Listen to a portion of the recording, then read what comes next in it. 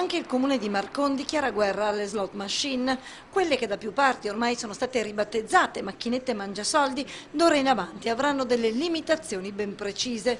A Marcon potranno restare accese solamente tra le 10 e le 13 e dalle 17 alle 22, sia nelle sale gioco autorizzate che nei tanti bar o tabaccherie in cui trovano spazio. Ci sono diverse persone, ormai il numero comincia a essere impegnativo, che dedicano il loro tempo al gioco, che è lecito, per cui per carità è giusto tener conto anche di questo, però quello che a noi preme è che poi non venga compromessa in un primo battuta la salute delle persone e poi la loro situazione economica. Un fenomeno, quello della ludopatia, sempre più diffuso, ma qual è la situazione a Marcon? Ma sta aumentando, anche se fortunatamente per quanto riguarda Marcon non con dati che possono essere catastrofici, ecco.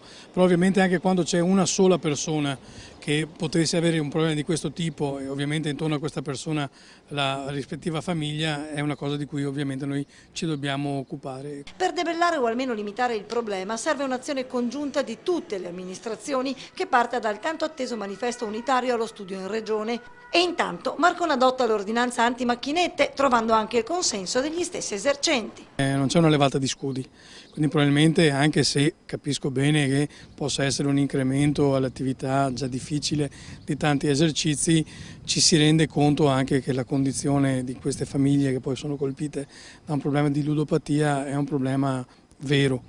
Tanti esercenti, leggevo sulla stampa, stanno pensando proprio di togliere questi dispositivi dai loro negozi e magari impiantarci delle biblioteche o comunque uno spazio che possa essere socializzante. Ecco, credo che queste siano delle cose in qualche modo da incentivare.